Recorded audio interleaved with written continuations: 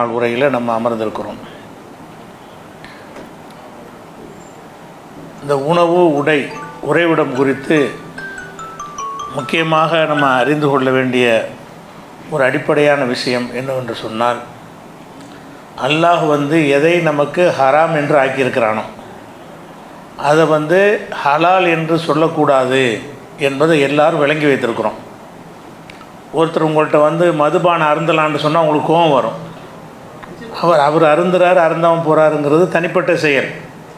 அந்த ஹராமான ஒன்றை ஹராம் இல்லைன்னு ஒருத்தர் சொன்னார்னு வைங்க, கொலை செய்கிறது தப்பு இல்லை அப்படின்னு சொன்னால் அவர் மேலே கோபம் வரும். ஏன்னு கேட்டால் அல்லாஹ் ஹராம் ஆக்கின ஒன்றை இவன் எப்படி ஹலால் ஆக்குறான்?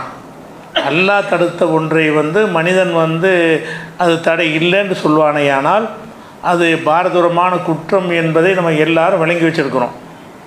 அதே நேரத்தில் அல்லாஹ் ஹராம் ஆக்கலை, அதை ஒருத்தன் ஹராமுங்கிறான். அதில் நம்ம கோபம் வரமாட்டேங்குது. அதாவது அல்லாஹ் ஹராம் ஆக்கின ஒரு விஷயத்தை ஹராம் இல்லைன்னு யாராவது சொன்னாங்கன்னா நம்ம கோபம் வருது. எப்படி அல்லாஹ் ஹராம் ஆக்கினதை நீ ஹராம் இல்லைன்னு சொல்கிற அப்படின்னு கேட்குறோம். ஒரு விஷயத்தை அல்லாஹ் ஹராம் ஆக்கவே இல்லை, அந்த விஷயத்தை ஒரு மனிதன் என்ன செய்கிறான்? ஹராம்ங்கிறான். அப்படி சொன்னானேயானால் அதுக்குரிய ஆதாரம் என்னன்னு கேட்காம அவன் மீது கோவப்படாமல் நம்ம என்ன செய்கிறோம் என்றால் அதை ஏற்றுக்கொள்கிறோம். இப்படியான பல விஷயங்கள் நம்ம சமுதாயத்தில் முடிவு செய்யக்கூடியவர்களாக இருக்கிறார்கள். பேணுதல் என்று பல விஷயங்களே ஹராம்பார்கள். அல்லாஹ் அதை ஹராமாக ஆக்கியிருக்க மாட்டான். இவங்களாம் என்ன நினைப்பாங்கன்னா, பேணுதல்ங்கிற வகையில் அது செய்யக்கூடாது இது செய்யக்கூடாது என்று நிறைய விஷயங்களை மார்க்க அறிஞர்களும் சொல்கிறார்கள். மக்களும் அந்த மாதிரியான முடிவில் இருக்கிறாங்க. இதில் இந்த மாதிரி செய்வது பயங்கர குற்றம் என்று அல்லாஹ் சொல்கிறான். ஒரு அல்லாஹ் ஹராம் ஆக்காத ஒன்றை ஒருத்தர் ஹராம்னு சொல்வாரேயானால், எத்தனையோ மதுஹப்ங்கிற பேரில் நண்டு சாப்பிட்லாமான்னு கேளுங்க, ஹராமுன்றுவாங்க. அப்போ ஹராம்னு சொல்வதாக இருந்தால் அது பெரிய ஆதாரம் வேணுமே. இதை ஹராம் ஆக்குற அதிகாரம் அல்லாஹ்வுக்கு தானே இருக்குது. எல்லாத்தையும் நமக்குன்னு படைச்சிட்டான். எல்லா மனிதர்களுக்கு ஹலால் என்று அல்ல ஆக்கிட்டான். ஆக்கின பிறகு அதை ஒருத்தர் ஹராம் என்று ஆக்குவாரையானால் அவர் அல்லாஹ்வுடைய அதிகாரத்தை தான் கையில் எடுக்கிறார். இது அல்லாஹ்வுக்கு கடும் கோபத்தை ஏற்படுத்தக்கூடிய ஒரு விஷயம். அதனால் ஹராம் இல்லாத ஒன்றை ஹராம் என்று சொல்வதற்கு ரொம்ப நம்ம என்ன செய்யணும்? அச்சப்படணும். ஹராம்னு யார் சொன்னாலும் என்ன ஆதாரம்? அல்லாஹ் ஹராம் ஆக்காத ஒன்றை ஹராம் ஆக்க நீ யார் என்று கேட்கும் அளவுக்கு நமக்கு தெளிவு இருக்கணும். அந்த தெளிவு இருந்தால் மார்க்க அறிஞர்களாக மக்களாக நிறைய ஹராமாக்கி இருக்கிறாங்கல்ல, அந்த விஷயங்கள் எல்லாம் தவறு என்று நம்மளை விளங்கி கொள்ளலாம். ஹராம்னு சொல்வதற்கு என்ன ஆதாரம்? ஹராமை நீ ஆக்க இயலாது, நான் ஆக்க இயலாது. அல்லாஹ் தான் ஆக்கணும். அல்லாஹ் ஒரு ரசூல் தான் ஆக்கணும். அல்லாஹ் ஒரு ரசூல் ஹராம் என்று ஆக்காத ஒன்றை நீ ஹராம் என்று ஆக்குவானால் உனக்கு அந்த அதிகாரம் தந்தது யார் என்று கேட்கும் அளவுக்கு அதில் நமக்கு தெளிவு இருக்கணும். இதை பற்றி அல்லாஹ் என்ன செய்கிறான்னா, கடுமையான வார்த்தைகளை பயன்படுத்தி இப்படி செய்கிறவங்களை எச்சரிக்கிறான். அதை அல்லாஹ் ஹராம் ஆக்கலை, இவங்களாம் ஹராம்ங்கிறாங்க. இந்த பேணுதலுங்க வட்டி கடைக்காரன் இருக்கான்னு வைங்க, அவன் வீட்டு நிழலில் நிற்கிறது ஹராமும்பாங்க. இது எங்கேருந்து எடுத்தீங்க? இப்படி குர்ஆனில் இருக்குதா? இல்லை. இப்படி ஹதீஸில் இருக்குதா? இல்லை.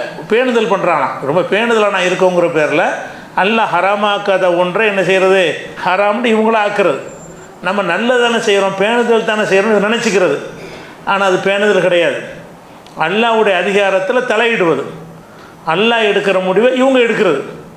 அல்லாஹ்வுடைய பவரை தங்களுக்கு உரியதாக கருதுவதுங்கிற ஒரு பயங்கர குற்றத்தில் வரும். அது அல்லாஹ் எப்படி எச்சரிக்கிறான்னு கேட்டால், ஒலா தகூலு லிமா தசிஃபு அல்சினத்துக்குமுல் கதிப 16வது சூறாவில் 116, 117 ஆகிய வசனங்களில் அல்லாஹ் சொல்கிறான், உங்கள் நாவுகளால் வர்ணித்து பொய்களை சொல்லாதீர்கள். என்ன பொய் சொல்லாதீங்க? ஹாதா ஹலாலுன் ஹாதா ஹராமுன், இது ஹலாலு இது ஹராம் என்று நீங்களாம் பொய்யா சொல்லிடாதீங்க. லி தஃப்தரு அலல்லாஹில் கதிப, அல்லாஹ்வின் மீது பொய்யை இட்டு கட்டி என்ன செய்யாதீங்க? இது ஹலால் என்று சொல்லாதீங்க, இது ஹராம்னு சொல்லாதீங்க. அப்போ ஹராம்னு சொல்வதாக இருந்தால் ரொம்ப யோசிக்கணும். ஒரு விஷயத்தை ஹராம் என்று யாராவது உங்கள்கிட்ட கேட்டார்கள் என்று சொன்னால் ஆதாரம் இருந்தால் தான் ஹராம்னு சொல்லணும். ஆதாரம் இல்லைன்னா ஹலால் தான் அது. ஏன்னா எல்லாத்தையும் அல்லாஹ் ஹலாலாக்கி வச்சுருக்கிறான். உலகத்தில் படைக்கப்பட்ட எல்லாமே நமக்கு ஹலால் தான். அப்போ அல்லாஹ் அனைத்தையும் ஹலாலாக ஆக்கியிருக்கும் பொழுது அதில் ஒன்றே ஹராம் என்று சொல்வதாக இருந்தால் ஆதாரம் இல்லாமல் சொல்வார்களே ஆனால் அது கடும் குற்றம். இல்லை எஃப்தரு அலல்லாஹில் கதிப இன்னல்லதீன எஃப்தருன் அலல்லாஹில் கதிப லா யுஃப்லிஹூன். யார் அல்லாஹ் மேலே இப்படி பொய்யை இட்டு கட்டுகிறார்களோ, அதான் ஹராம் என்று இவங்களா சொல்கிறார்களோ, அல்லாவும் ஆக்காமல் ரசூலும் ஆக்காமல் இவங்களாக யார் ஹராம் என்று சொல்கிறார்களோ அவர்கள் லா யுஃப்லிஹூன் வெற்றி பெற மாட்டார்கள். வெற்றி பெறுதல் என்பது மறுமையை வெற்றி தான் அல்லாஹ் சொல்கிறான். மறுமையில் இவங்களுக்கு சொர்க்கம் கிடையாது, மறுமையுடைய விசாரணையில் இவங்க தேர மாட்டார்கள் என்று 16வது சூறாவில் 116வது வசனத்தில் எல்லாம் சொல்லி காட்டுகிறான். அதே மாதிரி அன்றைய அரபு மக்கள்கிட்ட, அதாவது மக்கத்து காஃபிர்னு சொல்கிறோம்ல, அவங்கள்ட்ட சில ஹலால் ஹராமுடைய சட்டம் வச்சுருந்தாங்க. அவங்களா என்ன செய்வாங்கன்னா, சில இதெல்லாம் நமக்கு ஹலால் இல்லை, இந்த ஹலாலுங்கிற அரபி வார்த்தை தானே காஃபிர்களும் பயன்படுத்துவாங்க, நமக்கு இஸ்லாமிய வார்த்தைன்னு நினச்சிக்கிட்டு இருக்கிறோம். இஸ்லாத்துக்கு முன்னாடி அந்த அரபியர்களும் இந்த ஹலாலுங்கிறத பயன்படுத்துவாங்க, ஹராம்ங்கிறத பயன்படுத்துவாங்க, அனுமதிக்கப்பட்டது அனுமதிக்கப்படாது. அப்போ அவங்க என்ன செய்வாங்கன்னு கேட்டால், சில விஷயங்களை ஹலால் என்றும் சில விஷயங்களை ஹராம் என்றும் அவங்க என்ன செய்வாங்க, பிரித்து வச்சுருந்தாங்க. ஆனால் அது அல்லாஹ் ஆக்குனது கிடையாது. மக்காவுடைய காஃபிர்களை சில விஷயங்களை இது ஹலாலு, இது ஹராமு, இது ஆண்களுக்கு ஹலாலு, இது பெண்களுக்கு ஹராம் என்றெல்லாம் பலவிதமாக பிரித்து வைத்திருந்தார்கள். அது அல்லாஹ்விடமிருந்து வந்த ஒரு கட்டளை இல்லை, அவங்களா செஞ்சு கொண்ட ஒரு விஷயம். அதை பற்றி அல்லாஹ் சொல்லும் பொழுது 6வது சூறாவில் 138, 139, 140 இதனையெல்லாம் அல்லாஹ் சொல்லி காட்டுகிறான். ஹாதிஹி ஒ காலு ஹாதிஹி அன்னாமுன் ஒ ஹர்சுன், இவைகளெல்லாம் ஹிஜ்ருன் தடுக்கப்பட்ட பயிர்கள், தடுக்கப்பட்ட கால்நடைகள். சில கால்நடைகளை குறிப்பிட்டு இந்த கால்நடைகள்லாம் ஹராமாக்கப்பட்டிருக்கிறது, இந்த பயிர்களெல்லாம் ஹராமாக்கப்பட்டிருக்கிறது. லா யதாமுஹா இல்லாம நஷாவ், நாங்கள் யாருக்கு அதை வழங்குகிறோமோ அவங்களுக்கு மட்டும்தான் அது ஹலாலு, மற்றவங்களுக்கு அது ஹலால் இல்லை என்று சொல்கிறார்கள். ஓ அன்ஆமுன் ஹுர்ரிமத்து லுஹூர்ஹா, சில கால்நடைகளை மேலே ஏறி செல்வது ஹராமுன்னு வச்சுருந்தாங்க. சில ஒட்டகம் இருக்கும், அது கடவுளுக்கு நேர்ந்து விட்டுருவாங்க, நேர்ந்து விட்ட பிறகு அதில் ஏறி சவாரி செய்வது ஹராம். சில முதுகுகள் ஹராம்னு என்ன அர்த்தம், அதன் மீது ஏறி சவாரி செய்வது ஹராம் என்று ஆக்கி வைத்திருந்தார்கள். அன்ஆமுன் ஹுர்ரிமத்து லுஹூர்ஹா, சில கால்நடைகள் மீது சவாரி செய்வது ஹராம் என்று சொல்லி கொண்டிருந்தார்கள்.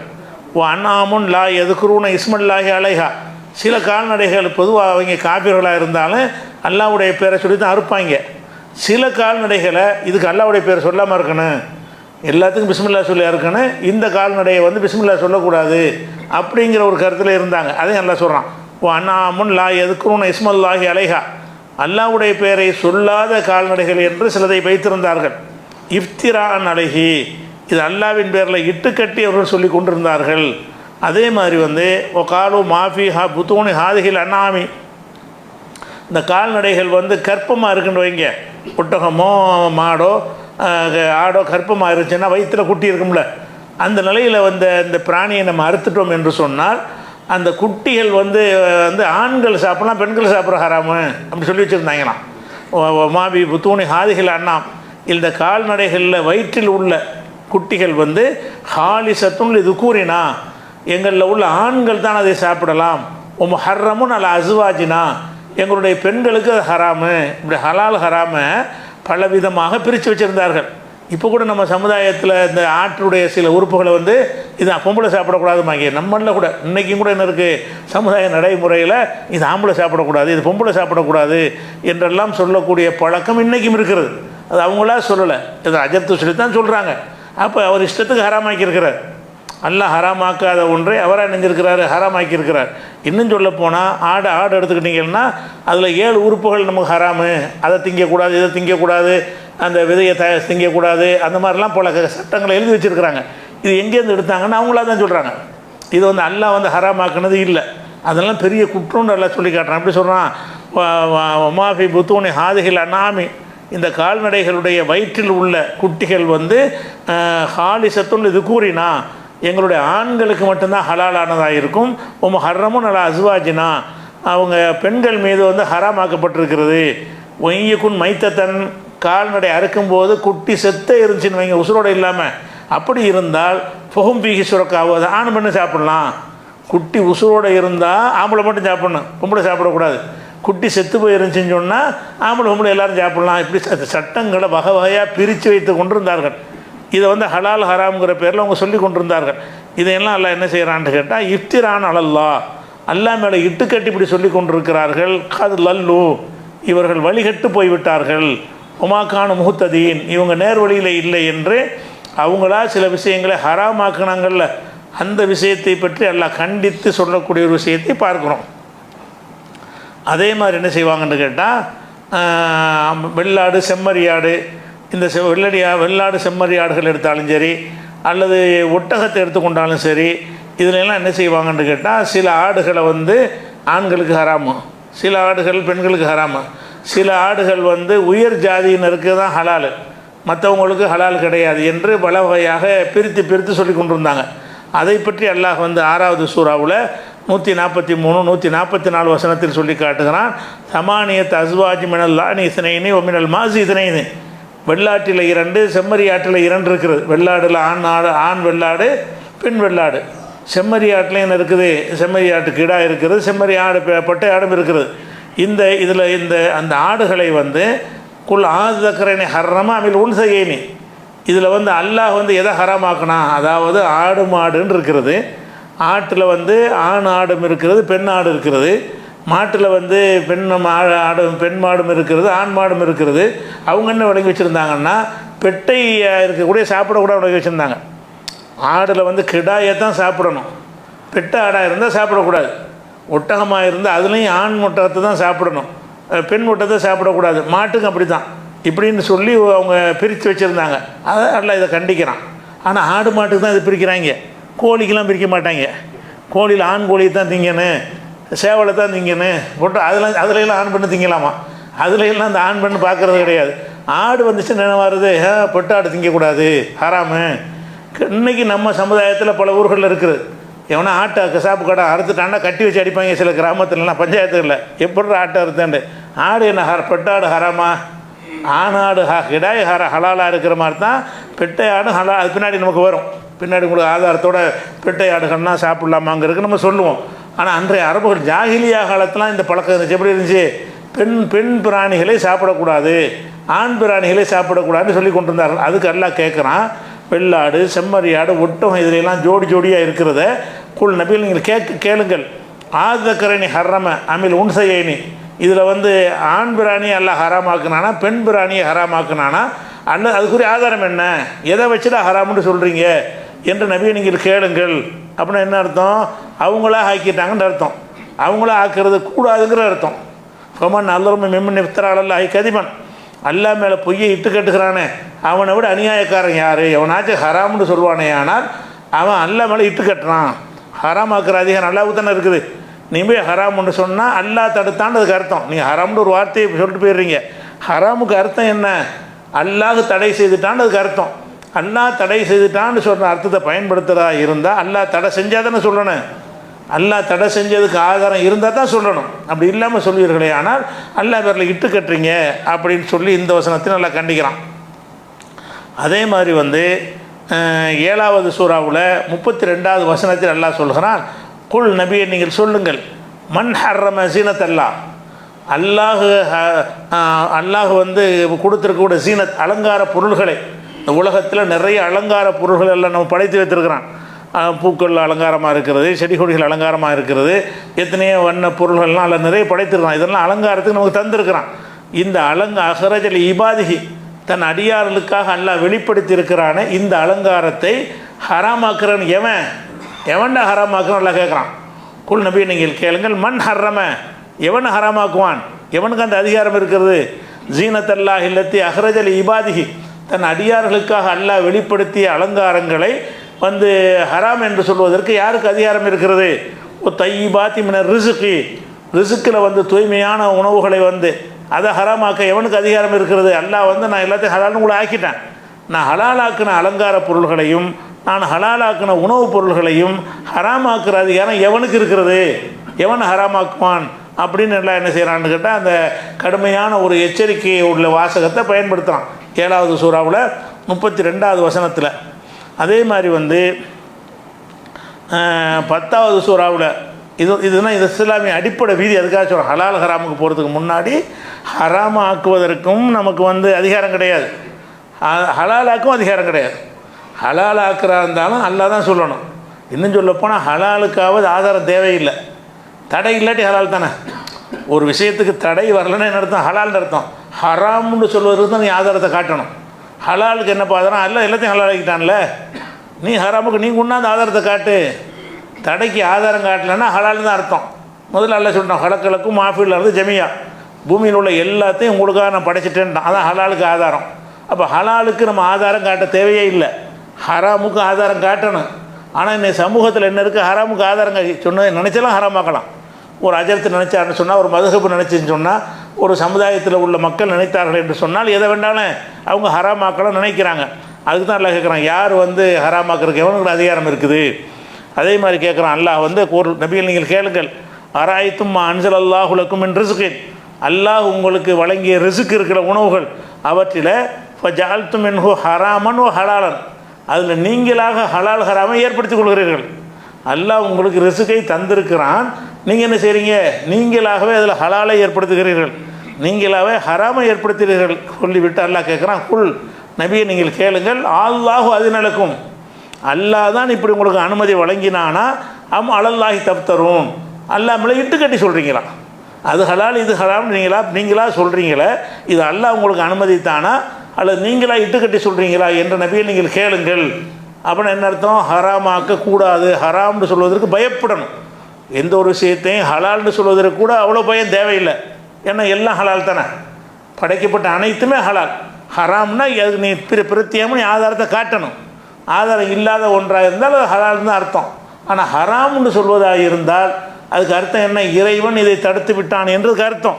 அப்படியான ஒன்றை நீ சொல்வதாக இருந்தால் இறைவன் தடுத்ததை காட்டு, ஆனால் ஆதாரத்தை எடுத்து காட்டுன்னு நல்லா கேட்குறான். அதே மாதிரி 5வது சூறாவில் 87வது வசனத்தில் அல்லாஹ் சொல்கிறான், யாயுஹல்லதீன ஆமனு, நம்பிக்கை கொண்ட மக்களே, லா துஹர்ரிமு, நீங்கள் ஹராமாக்கி கொள்ளாதீர்கள், தய்யிபாத்தி மா அஹல்லல்லாஹு லக்கும், அல்லாஹ் உங்களுக்கு ஹலாலாக்கிய தூய்மையான உணவுகளை நீங்களாக ஹராமாக்கி கொள்ளாதீர்கள். வலா தஅத்தது, எல்லை மீறாதீங்க. ஹராமாக்குறது எல்லை மீறுறது. ஆனால் நம்ம மக்கள் மத்தியில் ஹராமாக்குறது பேணுதலாம். என்ன செய்வாங்களா? அவ்வளோ பேணுதலுக்காக என்ன செய்வாங்க? நாங்கள் அந்த பேணுதலுக்கு அதை செய்யக்கூடாது, பேணுதலுக்கு அதை செய்யக்கூடாது. ஒரு காஃபி டீ வாங்கி தந்தால் குடிக்கலாமா? பேணுதல் குடிக்கக்கூடாது, ஹராமு. இதை ஹராம்னு சொல்லி நீ யார் பழகியிருக்கா? அல்ல எல்லாம் ஹலால் தானே. ஹராம்னு சொல்லுறதுக்கு நீ ஆதாரத்தை கொண்டாந்து காட்டணும். அல்ல என்ன கேட்குறான்னு கேட்டால், லா துஹர்ரிமு தய்யிபாத்தி மா அஹல்லல்லாஹு லக்கும், அல்லாஹ் உங்களுக்கு ஹலால் ஆக்கிய எந்த ஒன்றையும் நீ ஹராமுன்னு ஆக்கிறாதீங்க. வலா தஅத்தது, எல்லை மீறாதீங்க. ஹராமுன்னு ஆக்குறது எல்லை மீறுதல். அது ஏன் எல்லைக்கு நீங்கள் வர்றீங்கன்னு அர்த்தம். எனக்கு உள்ள அதிகாரத்தை நீங்கள் எடுத்துக்கிட்டீங்கன்னா தான் எல்லை மீறுதல். வலா தஅத்தது, வரம்பு மீறாதீர்கள். இன்னல்லாஹ லா யுஹிப்புல் முஅ்ததீன், வரம்பு மீறக்கூடியவர்களை எல்லாம் என்ன செய்ய மாட்டான்? விரும்ப மாட்டான். இதில் என்ன விளங்குதுன்னு கேட்டால், அல்லாஹ் அனைத்தையும் நமக்கு தந்து விட்டான், நமக்கு அதான் படைத்திருக்கிறான், எல்லாமே ஹலால் தான். அதில் ஹராம்னு எதையாவது அல்லாஹ் ஒரு சொல்ல சொன்னால் அதைத்தான் கழிச்சிக்கிறணுமே தவிர, நீங்களா என்ன செய்யக்கூடாது? லட்சக்கணக்கான பொருள்களை, நீங்கள் ஒரு ஆயிரக்கணக்கான பொருள்களை இது ஹராம் மதுஹப் கிதாப் எடுத்தீங்கன்னா அது மக்ரூஹு இது ஹராமுன்னு வாயில் வந்தாலும் எழுதியிருப்பாங்க. எந்த ஒன்றுக்கும் ஆதாரம் இருக்காது. ஹராமாக்குன்னு அல்லாவில் ஆக்கணும். ஹராமாவதுன்னு அல்லாஹ் சொல்லாமல் அந்த அறிஞர் சொன்னார், இந்த அறிஞர் சொன்னார், அபு ஹனீஃபாட்ட இது ஹலாலு, ஷாஃபிட்ட இது ஹராமு, மாலிக்கிட்ட இது மக்ரூஹுலாம் எழுதி வச்சுருப்பாங்க. அவர்கிட்ட என்ன ஹராம் ஆகுது, அவர்கிட்ட என்ன மக்ரூஹ் ஆகுது? அல்லாட்டில் ஆகணும். ஒரு விஷயம் ஹலால்னா அனைவருக்கும் ஹலாலாக தான் ஆகணும், ஹராம்னா அனைவருக்கும் ஹராமாக தான் ஆகணும். அந்த ஹராம்னா அதுக்கு ஆதாரம் இருக்கணும். அனைவருக்கும் ஹராமாகணும், அதுக்கு ஒரு ஆதாரம் இருக்க வேண்டும். அப்படி எல்லாம் இருக்கிறது. இதை பற்றி ரசூலுல்லாஹ் என்ன சொல்கிறாங்கன்னு கேட்டால், நம்ம புரியறதுக்காக வேண்டிய எதுக்கு இதை சொல்கிறோம்னு கேட்டால், அந்த வீட்டில் சாப்பிட்லாமா, இந்த வீட்டில் சாப்பிட்லாமா, ஒருத்தன் தப்பான தொழில் பண்ணுறான்னு வைங்க, அவன் வீட்டில் போய் ஹராம் சாப்பிடக்கூடாது, ஏன்பா பேணுதலாக இருக்காகலாம். அப்படி இருந்தால் அல்லாஹ்வுல சொல்லியிருப்பான். அப்படி இருந்தால் அவன் வீட்டில் சாப்பிட, அல்லாஹ் யஹூதிகள் வீட்டிலலாம் சாப்பிட்ருக்குறாங்க, யூதர்கள் கொடுத்த அன்பளிப்பெல்லாம் வாங்கியிருக்கிறாங்க. அந்த பிரித்து ரசூலுல்லாஹ் பார்க்கல. ஆனால் அவங்க என்ன செய்கிறாங்க? அங்கே சாப்பிடக்கூடாது, இங்கே போய் அந்த இதை சாப்பிடக்கூடாது. என்னப்பா ஆதாரம்னு கேட்டால் பேணுதல். பேணுதலுக்கு நீ யார் பேணுதல்? அல்லாஹ்வுடைய மார்க்கத்துக்கு நீங்கள் என்ன பேணுதல்? அவன் அனுமதித்த ஒன்று இருக்குது, அப்புறமேல் பேணுதல் என்னத்துக்கு? அல்லாஹ்வுக்கு பயந்து தானுங்க பேணுதலாக இருக்கணும். படைச்ச ரப்பை தான் எல்லாத்தையும் ஹலால் ஆக்கிட்டானே அப்படிங்கிற ஒரு விஷயம் வருகிறது. இதை ரசூலுல்லாஹ் விளக்குற மாதிரி தாரகுத்தினில் ஒரு ஹதீஸ் இருக்கிறது. என்ன ஹதீஸ்னா, இன்னல்லாஹ் அஸ்ஸ வ ஜல்ல ஃபரல ஃபராயில, அல்லாஹ் சில விஷயங்களை உங்களுக்கு கட்டாய கடமையாக ஆக்கியிருக்கிறான். தொழுகை, நோன்பு, இப்படி விஷயங்களை ஃபர்லாக ஆக்கியிருக்கிறான். ஃபலாத்து லையுஹா, அதை பாழாக்கி விடாதீர்கள். அந்த ஃபர்லை செய்யுங்கள். அல்லாஹ் வந்து சில ஃபர்லை உங்களுக்கு ஏற்படுத்தி இருக்கிறான், அவற்றை கட்டாயமாக செய்யுங்கள். ஹர்ரம ஹுர்மாத்தின், சில விஷயங்களை ஹராமாக ஆக்கியிருக்கிறான். அல்லாஹ் வந்து சில விஷயங்களை தடை செய்திருக்கிறான். ஃபலா தந்தஹிகுஹா, அதை மீறாதீங்க. ஹராம்னு அல்லாஹ் சொல்லிட்டான்னு சொன்னால் மீறாதீங்க. ஹத்த ஹுதூதன், சில எல்லைகளை அல்லாஹ் வந்து வகுத்து தந்திருக்கிறான். ஃபலா தஅததுஹா, அந்த எல்லையை மீறாதீங்க என்று சொல்லிவிட்டு ரசூலுல்லாஹ் இறுதியாக சொல்கிறாங்க, சகத அன் அஷ்யா, பல விஷயங்களை பற்றி அல்லாஹ் பேசாமலே விட்டுருக்கிறான். எல்லாத்தையும் அல்லாஹ் சொல்லியிருக்கிறான். உலகத்தில் படைக்கப்பட்ட அத்தனை பொருள்களுடைய பேரை லிஸ்ட்டு போட்டு இதெல்லாம் ஹராம் என்ற இதெல்லாம் ஹலால் என்ற அல்லாஹ் சொல்லியிருக்கிறானா? பல விஷயங்கள் எல்லாம் பேசாமல் விட்டுருக்கிறான். மின்கையில் நிசியானின், மறதியினால் அவன் விடலை. நம்ம சிலது விட்டுருவோம். 10 விஷயத்தை பேச நினச்சிருப்போம், 5 சொல்லிட்டு 5 மறந்து போயிடும். மறதியினால் நம்ம 5 விட்டுருவோம், 10 விட்டுருவோம். அல்லாவுக்கு மறதி இருக்குமா?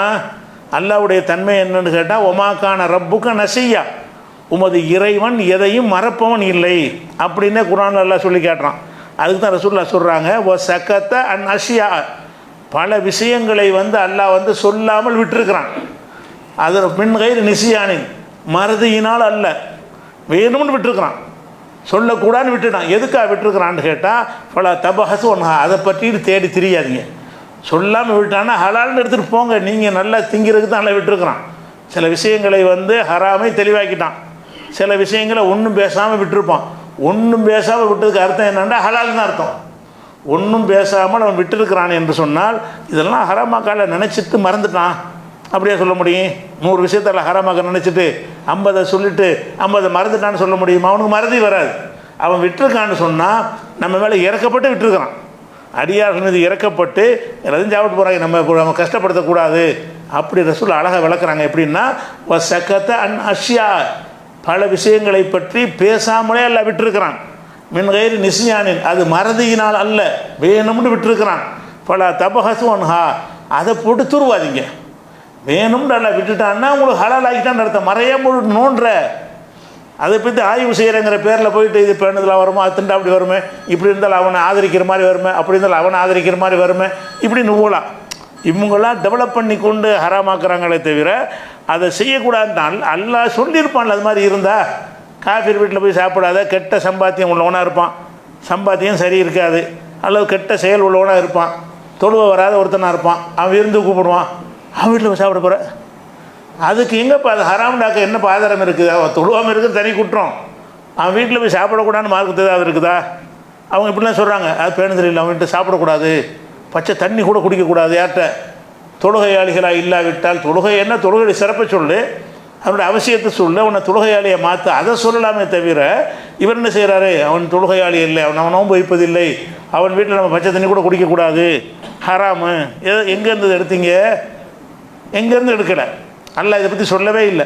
சொல்லவில்லை என்றால் என்ன அர்த்தம்னா அனுமதின்னு அர்த்தம். அல்லாஹ் சில விஷயங்களை சொல்லாமல் விட்டுருக்கான்னு சொன்னால் அதை போட்டு துருவாதீங்க, நான் உங்களுக்கு இறக்கப்பட்டு விட்டுருக்கிறேன், செஞ்சுட்டு போங்கன்னு விட்டுட்டேங்கிறான்ல. அப்படி ரசூலுல்லாஹ் சொல்கிறாங்க. இது தாரகுத்னியில் உள்ள ஒரு ஹதீஸ். அதே மாதிரி வந்து இதே விஷயத்தை வந்து பஸாருங்கிற ஒரு நூலில், இது சரியான ஹதீஸ் தான் இது. அதில் என்ன வருதுன்னு கேட்டால், சில வார்த்தைகள் வித்தியாசமாக இந்த விஷயத்தை ரசூலுல்லாஹ் வளர்க்குறாங்க. எப்படின்னு கேட்டால், ஒமா சகத் அன்ஹு, அல்லாஹ் சில விஷயங்களை பேசாமல் விட்டிருக்கிறான் என்று சொன்னால் அவை ஃபஹு அஃபுன், அது மன்னிக்கப்பட்டதுன்னு அர்த்தம். பேசாமல் இல்லை விட்டுட்டான்னு சொன்னால் நீ செஞ்சால் கண்டுக்கிற மாட்டான்ல, அதான் அர்த்தம். இல்லாட்டி அவனே சொல்லியிருப்பான்ல, அவன் கண்டுகொள்ள வேண்டியதாக இருந்தால் அவனே சொல்லியிருப்பானே இல்லையா, இது செய்யாத, உன்னை கேள்வி கேட்பேன் அப்படின்னு அவன் சொல்லலைன்னா என்ன அர்த்தம்னு கேட்டால், உன்னை மன்னிச்சு விடுறான். உனக்கு தப்பு மாதிரி தெரிந்தாலும் சரி அவன் தப்பாக எடுத்துக்கிற மாட்டான். ஏன்னு கேட்டால் உங்களுக்கு சலுகையாக தந்திருக்கிறான் அப்படின்னு சொல்லிட்டு, ஃபக்பலு மினல்லாஹி ஆஃபியத்தஹு, அல்லாஹ் வழங்கிய சலுகைகளை ஏற்றுக்கொள்ளுங்கள். சில விஷயங்களை வந்து பேசாமல் அல்லாஹ் விட்டுருக்கான்னு சொன்னால் அது தடுக்கப்படலைன்னு அர்த்தம். எதை பற்றியெல்லாம் அல்லாஹ் பேசாமல் விட்டுட்டானோ அது உங்களுக்கு தடை செய்யப்படலை. தடை செய்யப்படவில்லை என்று சொன்னால் அந்த சலுகையை நீங்கள் பயன்படுத்தி கொள்ளுங்கள். ஃபைனல்லாஹ லம் யகுன் லியுன்சிய ஷையன், எந்த ஒன்றையும் அல்லாஹ் வந்து மறக்கிறவன் கிடையாது. ரசூலுல்லாஹ் சொல்கிறாங்க, அல்லாஹ் எதை மறக்கிறவன் கிடையாது. சில விஷயங்களை பேசாமல் விட்டான் என்று சொன்னால் உங்களுக்கு ஒரு சலுகை செய்கிறான் என்ற அர்த்தம் சொல்லிவிட்டு இந்த வசனத்தை ரசூலுல்லாஹ் ஓதி கேட்டுறாங்க. ஒமாக்கான ரப்புக்க நசியா, உமது இறைவன் எதையும் மறப்பவன் இல்லை அப்படிங்கிற ஹதீஸ் வருகிறது. அப்போ இதில் என்ன விளங்குறோம் என்று கேட்டால், ஃபஸ்ட்டு வழங்கி கொள்ள வேண்டிய விஷயம், ஹராமான ஒன்றை ஹலால் என்று ஆக்குவது பெரிய குற்றம். ஹராம்னா தெளிவான ஆதாரம் இருக்கும்ல, பன்றி ஹராம்னா தெளிவான ஆதாரம் இருக்குது, மதுபான ஹராம்னா தெளிவான ஆதாரம் இருக்கிறது. அந்த ஹராமை ஒருவன் ஹலால் என்று ஆக்குவது குற்றம் என்பதை நம்ம எல்லோரும் விளங்கி வச்சுருக்கிறோம். அது கரெக்டு தான், விளங்கி வச்சது கரெக்டு தான். ஆனால் ஹராம் இல்லாத ஒன்றே ஹராம் ஆக்குறாங்க, அது நமக்கு எந்த ஒரு குற்றமாகவும் தெரிவதில்லை. அவர் பேணுதல் தானே சொல்கிறார், நல்லது தானே சொல்கிறாரு. இது எப்படி நல்லதுக்கு சொன்னதாகும்? அல்லாவுடைய அதிகாரத்தை நீங்கள் கையில் எடுப்பீங்க, அது நல்லதாகுமா? அது பிதத்து மாதிரி உள்ளதான். பிதத்து அப்படி தானே. பிதத்துங்கிறது என்னென்னு கேட்டால் நல்லதாக தான் இருக்கும். பிதத்துங்கிற பேரில் அவன் செய்கிற காரியம் நல்லதாக தானே இருக்கேன். பிதத்துன்னு நோன்பு தானே வைப்பான், பிதத்துன்னு சாராயம் குடிக்க மாட்டானே. பிதத்துன்னு சொல்லக்கூடிய என்ன காரியமாக இருந்தாலும் அது ஒரு இபாதத்து போர்வையில் தான் இருக்கும். பிதத்துன்னா திக்ராக இருக்கும், அது ஒரு தஸ்பீஹாக இருக்கும், அது ஒரு நோன்பாக இருக்கும், அது ஒரு தொழுகையாக இருக்கும், ஒரு ஆடு மாடு அறுத்து பலியிடுதலாக இருக்கும். இப்படி தான் பிதத்தில் உண்டாகும். அந்த செயலை பார்த்தா நல்லது மாதிரி தெரியும், ஆனால் நீங்கள் அதை செய்யலாமா? அதை செஞ்சால் என்னவாகும்?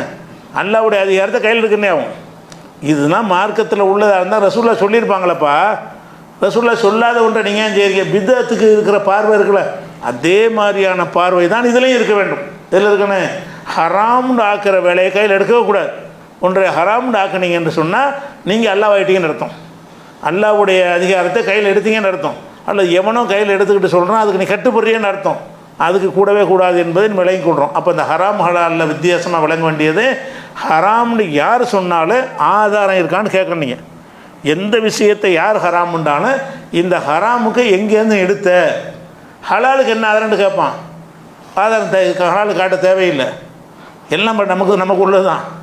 எல்லாம் நமக்காக அல்ல படைச்சிட்டான். ஹலக்கலக்கும் மாஃபில் வந்து ஜெமியா, பூமியில் உள்ள எல்லாம் நமக்காக படைத்து விட்டான். ஹலால் என்பதற்கு பொதுவான ஆதாரம் இருக்கிறது, ஹராம் என்பதற்கு நீ குறிப்பான ஆதாரத்தை நீ தான் காட்டணும். அப்போ ஒருத்தர் ஹராமுண்டாருன்னா என்னப்பா ஆதாரம்? நீ காட்ட ஆதாரம் நம்மகிட்ட கேட்டானா எப்படி காட்டுறது? இதை தான் காட்ட முடியும். எதை காட்ட முடியும்? எல்லாம் ஹலால், படைக்கப்பட்டதெல்லாம் நமக்காகத்தான். அப்படி இருக்கும் பொழுது ஒருத்தர் கேட்டார்னா அதுக்கு ஆதாரம் அவர் காட்ட முடியலைன்னா நீ என்ன விளைக்கிறன்னு?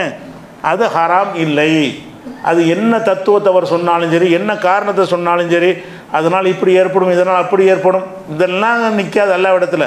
இது ஹராம்னு சொன்னது அல்லாஹ் சொன்னானா நீனா சொல்றியா? நீனா இதுக்கு போய் சொல்கிற? மார்க்கத்துக்கு சொந்தக்காரர் அல்லாஹ் தானே. ஹலால் இல்லாஹி தீனுல் ஹாலிஸ்.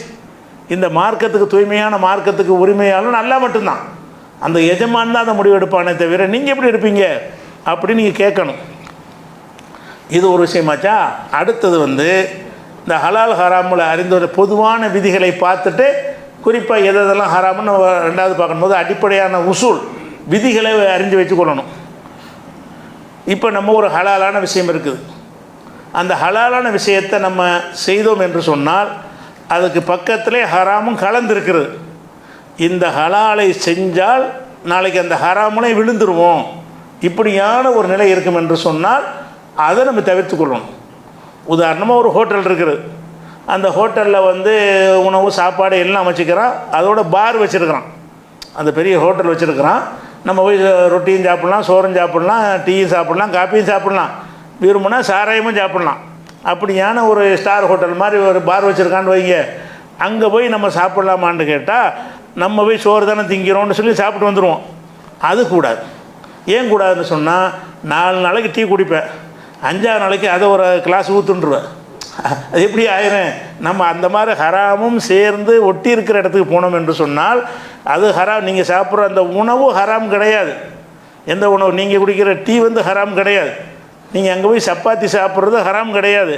ஆனால் அங்கே இதையும் அதையும் கொடுத்துக்கிட்டு இருக்கிற ஒரு நேரத்தில் உட்கார்ந்துருந்தாயானால் அதை கொஞ்சம் கொடுன்னு கேட்டுருவேன். அப்படி ரசூல் இப்படி விளக்குறாங்க. எப்படி விளக்குறாங்கன்னா, புகாரியில் 52வது ஹதீஸ்லையும் 2051வது ஹதீஸ்லையும் விளக்குகிறார்கள். அல் ஹலாலு பையனுன், ஹலால் இன்னது என்று தெல்ல தெளிவாக இருக்கிறது ரசூலுல்லாஹ் சொல்கிறாங்க. ஒல் ஹராமு பையனுன், ஹராம் இன்னது என்று பையனுன் தெல்ல தெளிவாக இருக்கிறது. ஓ பைனஹுமா முஷப்பஹாத்துன், அதுக்கு இடையில் சில குழப்பம் ஏற்படுத்தக்கூடியவர்கள் இருக்கின்றன. லா யஅலமுஹா கஸீரும் மினன் நாஸ், அதிகமான மக்கள் அதை அறிந்து கொள்வது கிடையாது. அப்படிப்பட்டவை இருக்கிறது.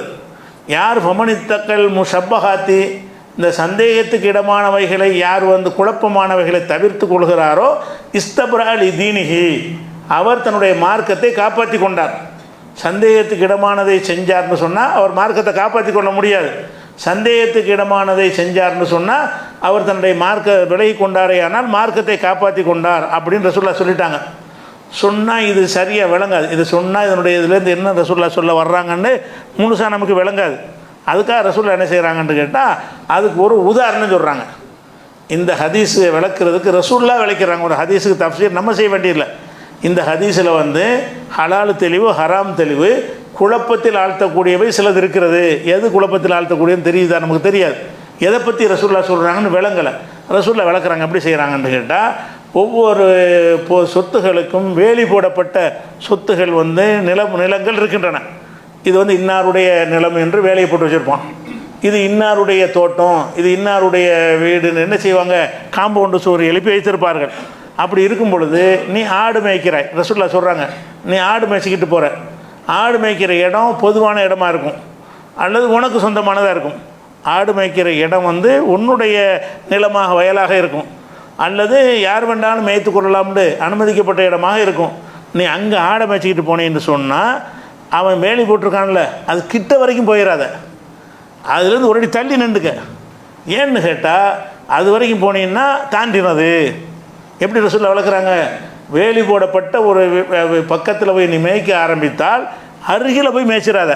உன் இடம்தான், பொதுவான இடம்தான், அதில் நீ ஆடு மாடை மேய்க்கலாம். அப்படி மேய்க்கும் பொழுது ஒரு தூரமாக நின்று மேய்ச்சிக்கிட்டோம்னு சொன்னால் அந்த மாடு அங்கே போகும்போது இப்படி தடுத்து இழுத்துடலாம். நீ அந்த ஆடை மேய்ச்சிக்கிட்டே போய் அடுத்தவன் வேலி வரைக்கும் அதை விட்டேன்னு வை. அப்போ வேலியை தாண்டிடுறது. வேலி வரைக்கும் அந்த மாட்டை விட்டே என்று சொன்னால் அது என்ன செஞ்சிடறேன், தலையை உள்ளே இழுத்து சாப்பிட்றோம். அல்லது வேலியை தள்ளிட்டு கூட உள்ளே போயிடும். ஆனால் இது நீ கிட்டத்தில் போய் உன் இடத்துல மேய்க்கிறது தப்பு இல்லை, உன் இடம்தான். அது உன்னுடைய இடமா இருந்தாலும் நம்ம இதை தாண்டினோம் என்று சொன்னால் அது அங்கே வரைக்கும் பாஞ்சிரும் இந்த மாடு அப்படின்னு இருக்குமே. ஆனால் நீ அதிலேருந்து விளைவிக்க. அப்படி விளைவிக்கிட்டால் தான் நீ அடுத்த பொருளை நீ சாப்பிடாமல் இருப்பாய். இது மாட்டை உதாரணம் காட்டி சொல்கிறாங்க, ஆடு மாடுகளை உதாரணம் காட்டி சொல்கிறாங்க. நம்ம நஃப்ஸும் அப்படி தான். நம்ம நஃப்ஸு என்ன செய்யும்னா ஹலாலானதெல்லாம் செய்ய அனுமதிக்கப்பட்டது செய்யும். அப்படி போய்கிட்டே இருக்கும். அங்கனக்குள்ளே ஹராம் வருது. அந்த ஹராம் வந்தோன்னு என்ன செய்யும்னு கேட்டால் அது கிட்ட வரைக்கும் போய் பார்த்துட்டு வருவோமே. கிட்ட வரைக்கும் போனீங்கன்னா என்னவாயிரும்னு கேட்டால் நீ அந்த ஹராமை செஞ்சுடும். நஃப்ஸு உன்னை உன்னை தப்பிச்சு போயிடும், தாண்டி போயிடும். போச்சுன்னு சொன்னால் நீ அதுக்கு பழகிக்கிடுவாய். அப்போ எந்த ஒரு விஷயத்தை செய்யும் பொழுது, ஹலாலை செய்யும் பொழுது அதுக்கு அருகில் ஹராமு ஒன்றும் இருக்கும் என்று சொன்னால் இந்த ஹலாலுக்கு போனால் அந்த ஹராமுக்கும் போகிற வாய்ப்பு இருந்தால், இந்த ஹலாலுக்கு போய் நெருங்கின காரணத்தினால, அதுக்கு பழகிட்ட காரணத்தினால ஹராமையும் செய்து விடுவோம் என்கிற ஒரு நிலைமை இருக்குமேயானால் அங்கேருந்து அதில் தவிர்த்து கொண்டால் தான் நீ மார்க்கத்தை காப்பாற்றிக்கிட்டாங்கிறாங்க. அப்போ இந்த பேணுதல் மார்க்கத்தில் உள்ளது. எந்த பேணுதல்? ஹலால் தான். உன்னுடைய வயலில் நீ மேய்க்கிறது ஹலால் தான். ஆனாலும் அந்த ஒரு அடி விட்டுட்டு மேய். உன் இடத்துலையே ஒரு அடி இங்கிட்டு தள்ளி வந்துரு. அது கடைசி வரைக்கும் என்னுடைய இடம் தானே நீ போனேன்னு சொன்னால் உன்னுடைய இடத்த தாண்டி அடுத்தது இருக்குது. தலையை நீட்டின்னு உள்ளக்க நீட்டி விட்டால் என்னவாயிரம்னு அடுத்தவனுடைய வயலில் மேய்ஞ்சிரும். அப்போ இது மாட்டுக்கு உதாரணமாக நஃப்ஸத்தான் மாடுங்கிறாங்க. அது இலக்கியமாக அவங்க சொல்கிறாங்க. அப்போ இதே மாதிரி தான் என்ன செய்கிறாங்கன்னா எல்லாமே ஒரு பஃபே, ஒரு இஷ்டத்துக்கு போகிறீங்க, ஒரு ஸ்டார் ஹோட்டலுக்கு போகிறீங்க, எல்லாம் ஹலாலான விஷயங்களும் இருக்கிறது. அதில் கொஞ்சம் அப்படி தாண்டிட்டால் ஹராம் வந்துடும். அப்படி இருக்குமே. ஆனால் அங்கே போனால் அப்படி பழகிடும். நம்மளும் பார்த்துருக்குறோம். இந்த மாதிரி உயர்ந்த இடத்துக்கு அனுமதிப்பட்டதுன்னு போனவர்கள்லாம் என்ன செய்வாங்கன்னு கேட்டால் அந்த பழக்கத்தை ஆளாயிருவாங்க. அது ஒரு வெறுப்பாக தெரியாது. அந்த சாராயம்னா வெறுக்கணும், போதை பொருள்னா வெறுக்கணும்னு இயற்கையாக நமக்கு இருக்குதுல்ல, அந்த வெறுப்பு முதல்ல போயிடும். அந்த வெறுப்பு போய் என்னவாயிருன்னா ஒரு டீ கடையும் சாராய கடையும் ஒன்றா வச்சு நடத்துகிறான். உங்களுக்கு டீ ஹலால் தான், சாராயம் தான் ஹராமு. அங்கே போய் நீங்கள் டீயை குடிச்சலாம் என்னவாகும்னு கேட்டால் இந்த சாராயங்கிறது டீ மாதிரி ஒரு பானம்னு சைக்கிள் மனசு முதல்ல பலவீனப்படும். எப்படிப்படும்? டீ எப்படி குடிக்கிறோமோ அது ஒரு பானம் அப்படின்னு லேசாக அதை மென்மையாக கருத ஆரம்பிக்கும். ரெண்டாவது நாளைக்கு இன்னும் கொஞ்சம் மென்மையாக போவோம். இன்னும் கொஞ்சம் நாளைக்கு போய் நக்கி தான் பார்க்குவோமே, கொஞ்சம் குடிச்சு தான் பார்க்குவோமேன்ட்டு வரும். அப்புறமேல யாரும் பார்க்காம தான் ஊற்று பார்த்து நான் எல்லோரும் குடிக்கிறாங்க, நானும் குடிச்சு பார்க்குறேன். அப்போ அந்த நம்ம எவ்வளோ பேணுதலாக இருக்க வேண்டும் என்று சொன்னால் ஒரு ஹராமைக்கு ஒரு ஹலாலை செய்யும் பொழுது கூட ஹலாலுக்கு அடுத்து ஹராம் என்று இருந்தால், ஹலாலோட ஒட்டி ஹராம் இருந்தால், அந்த ஹலாலை செய்வதால் நீ ஹராமை செஞ்சு விடுவாய் என்று இருந்தால் அந்த இடத்தில் நீ தூரமாக நின்றுக்க, அப்படி இடத்துக்கு போகாதே. இதுதான் பாதுகாக்கிற கவசம். ஏன்னா நம்மளை அல்லாவுக்கு பயந்து நம்மளை கட்டுப்படுத்தி கொண்டாலும் சில கவர்ச்சியான விதத்தில் அந்த ஊற்றி வச்சுருப்பான். அதை பார்த்தோன்னா நம்ம கவர்ச்சியான முறையில் தோன்றும். அதே மாதிரி என்ன செய்கிறோம், ஒரு இடத்துக்கு போகிறோம், அதில் வந்து காபரை டான்ஸு அந்த ஹோட்டலெல்லாம் வச்சுருக்கிறான். நம்ம என்ன காபரைக்க போகிறோம், நம்ம போய் தின்ட்டு வருவோம் அப்படின்னு போய் சாப்பிட போகிறீங்க. அப்போ எத்தனை நாளைக்கு இப்படி போவீங்க? கொஞ்சம் நாளைக்கு சாப்பிட தான் போவீங்க. அது ஒரு லேசாக எட்டி பார்ப்பீங்க. அந்த காபரை டான்ஸுக்காக நீங்கள் போகலை, முதல்ல நீங்கள் போனால் சாப்பிட தான் போனீங்க. அதில் அதையும் வச்சுருக்கிறானே, அதை நீங்கள் கீழே பிரித்து வச்சுருந்தா கூட என்ன செய்வீங்க, கொஞ்சம் நாளைக்கு தான் அப்படி இருப்பீங்க. அப்புறம் என்ன ஆயிரும்னா, இந்த காபரன்லாம் ஒரு பெரிய விஷயமே கிடையாது, அது ஒரு ஜாலிக்கு அவங்க பண்ணுறாங்க அப்படின்னு லேசாக மனசு என்ன செய்யும்னு கேட்டால், அந்த தீமையை வந்து மென்மையாக்கி காட்டும். உங்கள் மனசு வந்து மென்மையாகிரும். அதுக்கப்புறம் நான் எட்டி பார்க்குவோமே, அப்புறம் டெய்லி போவோமேன்ட்டு ஆயிரும். எட்டி பார்க்க போனால் என்ன ஆயிரும், மொத்தத்துலேயும் நீ போயிடுவேன். அப்போ அந்த மாதிரியான ஹராம், அதான் ஹலாலுக்கு அடுத்து ஹராம் என்று இருந்தால், எந்த விஷயம் இருந்தாலும் சரி ஹலாலுக்கு அடுத்து ஹராம் என்று இருக்குமே, ஆனால் நீ வந்து அந்த நெருங்கும் போது அதில் விழுந்து விடுவாயானால் அதில் போய் நெஞ்சிடக்கூடாது, செஞ்சிடக்கூடாது, அதில் விழுந்து விடக்கூடாது. எத்தனை இடங்களில் வந்து இந்த சாராய கடைக்கு வந்து இந்த உணவுப் பொருள்லாம் வச்சுருப்பாங்க, மிச்சரு ஊறுகாயெல்லாம் வைப்பாங்க, பக்கத்து கடையெல்லாம் வைப்பாங்க. நீ ஊறுகாய் வாங்குறாந்த வேறு எங்கே போய் வாங்க வேண்டியதானே, அங்கே போய் ஊறுகாய் வாங்குவான். எங்கே போய், சாராயம் குடிக்கிறவனுக்காக வேண்டி ஊறுகாய் கடை வச்சுருப்பாங்க பக்கத்தில். இந்த சாராயம் உள்ளே போகிறதுக்காக வேண்டி அந்த உரப்பாக சிலதெல்லாம் வச்சுருப்பாங்க, மீன் பொரியல் அந்த பொரியல்லாம் வச்சுருப்பாங்க. உனக்கு மீன் பொரியல் வாங்கி சாப்பிடணும்னு நினச்சா அதுக்குன்னு எவ்வளோ கடைகள் உலகத்தில் இருக்குது. அங்கே போய் சாப்பிட்ற விட்டு என்ன செய்வான்னு கேட்டால், அந்த சாராய கடைக்கு பக்கத்தில் வச்சுருப்பான்ல, அங்கே போய் வாங்குறது. 4 நாளைக்கு அதை வாங்கி திம்பேன், 5ஆவது நாளைக்கு என்ன ஆயிரும், அங்கிட்டு போயிடுவேன்.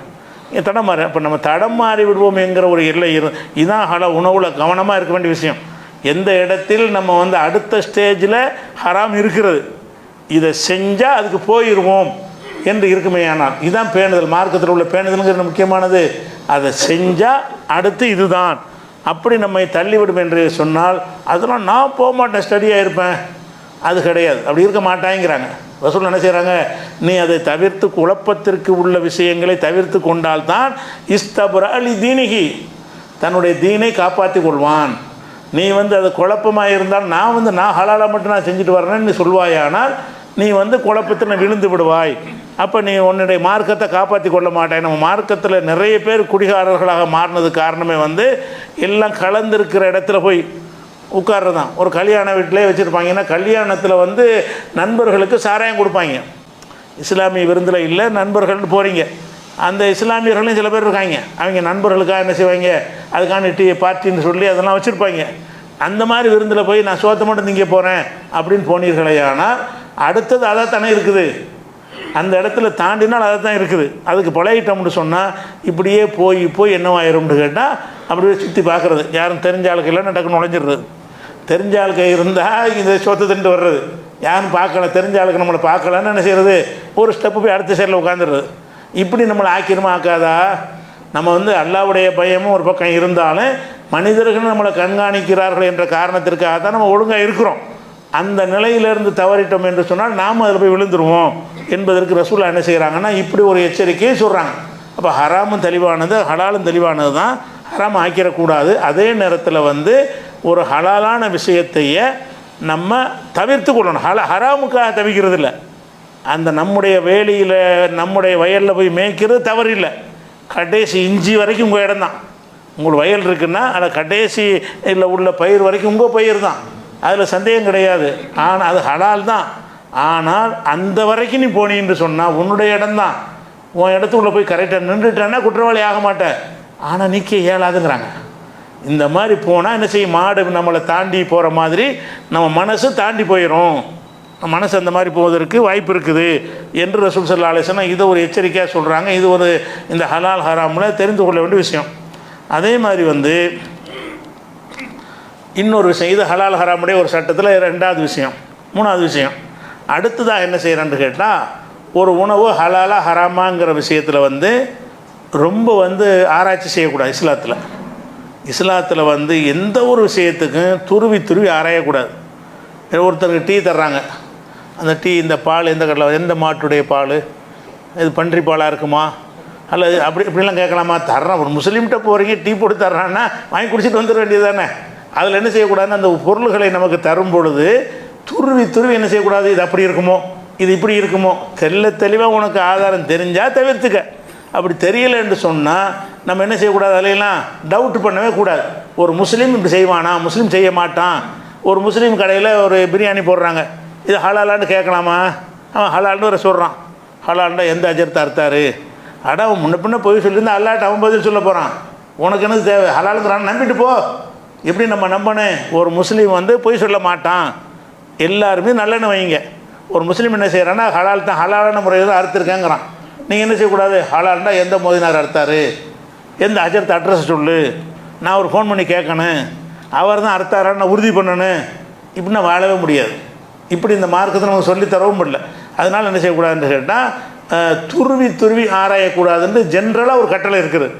எந்த ஒரு விஷயமாக இருந்தாலும் என்ன செய்யக்கூடாது, ரொம்ப போட்டு ஒன்று செய்யறதுக்கு போகிறோம், ஹவுலில் ஒன்று செய்யறதுக்கு போகிறோம், அந்த இடத்துல நின்றுக்கிட்டு இந்த இடத்துல நாய் ஏதாவது விழுந்துச்சா, பன்றி ஏதாவது நேற்று வந்துச்சா, ஒழு செய்கிற தண்ணி வச்சுருக்கிறான், அதை பாதுகாத்து வச்சுருப்பான், ஒழு செய்துட்டு போயிட வேண்டியதானே.